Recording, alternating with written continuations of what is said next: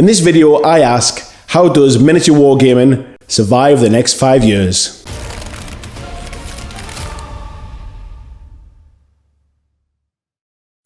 Hi folks, welcome back to the channel. So if this is your first time watching, thank you very much. Why not click the subscribe button so you don't miss an upload from me. So apologies if that title seems a little bit clickbaity. Please watch to the end of the video so I can explain my thoughts. Now, geek culture is at an all-time high.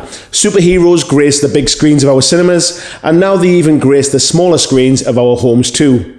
Shows like Daredevil and The Punisher have really seen Netflix spending big money to bring these shows to our screens, and even shows like Stranger Things have a real kind of Dungeons and Dragons-esque vibe to them. If recent reports are to be believed, we've seen an increase of 35% in sales of tabletop games from 2015 to 2016. So with all of these positive things happening in the world of geek culture, why the negative title? Well, one of the reasons for this increase in sales of tabletop games is that it's driven by the board game side of things and not necessarily by miniatures games. As the traditional wargamer or hobbyist gets that little bit older, we need to be bringing in newer, younger players into our tabletop hobby if we want to see it thrive in the future. Now, whilst there's no denying this is definitely happening, it's the pick up and play nature of board games that's driving this increase. Now, like it or not, we live in a society that has little in the way of patience. We expect, and in most cases, seem to get things instantly. So no longer do we need to go down to our local Blockbuster Video to see our Sunday night movie. We just click on a button and it's streamed instantly to our TVs. No longer do we need to wait week by week to see the next episode of our favourite show. Everything is there from day one to binge watch at our leisure. We now don't need to wait for days on end for parcels to arrive. I've got Amazon Prime now available in my area and I can order something and have it delivered to my house within 2 hours. In the worst case, it comes the next day. We live in a world of convenience and board games are delivering that from a tabletop perspective. Think about games like Warhammer 40,000. The time it takes to plan your army ahead of time, clip it all out from the sprues, glue it all together, paint it, learn the rules of the game, learn the rules of the army, build a table, find time to play it. This is not an instant gratification hobby.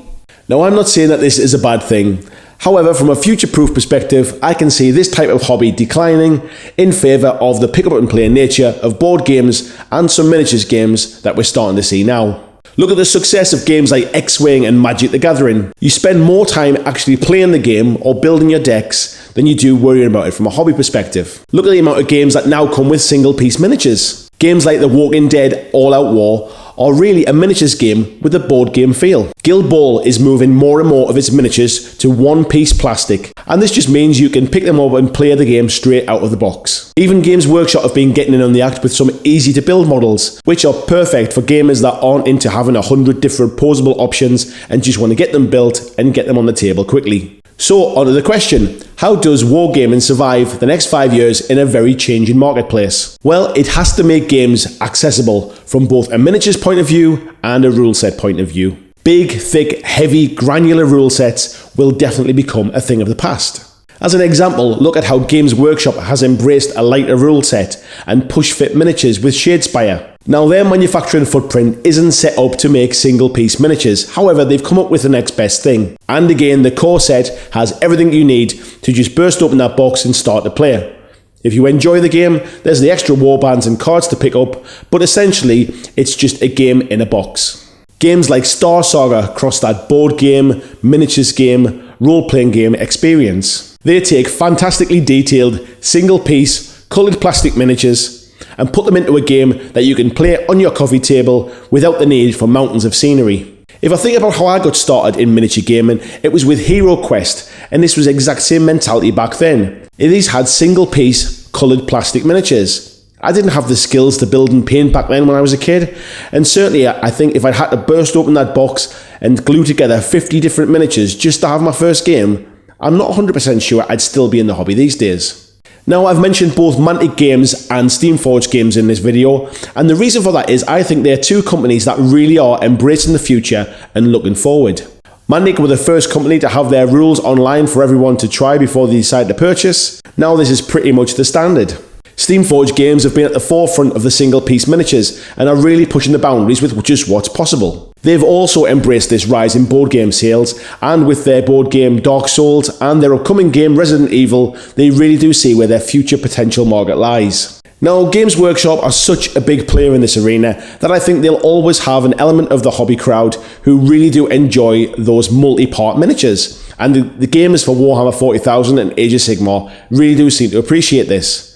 However, I do think there are some smaller companies that could really do with taking a leaf out of the book of Mantic and Steamforged if they want to survive into the future. Now, I for one don't want to see anybody fail, but I do feel that there are some companies that will struggle as more people come into the market, newer games come out, and people spend less time devoted to one particular game as they have done in the past and kind of flit around between different ones, much more like board gamers do. New people to our hobby treat it more like an expanded board game these days, and they don't want to spend lots of time getting models ready for the table. They just want to drop in and out and play more casually. So, what do you think? Do you agree with me? Do you completely disagree with me? Which companies do you see are embracing the future and moving forward? Which ones do you think might struggle and need a little bit of support? Let me know down in the comments. Thanks for watching, and I'll see you in the next video.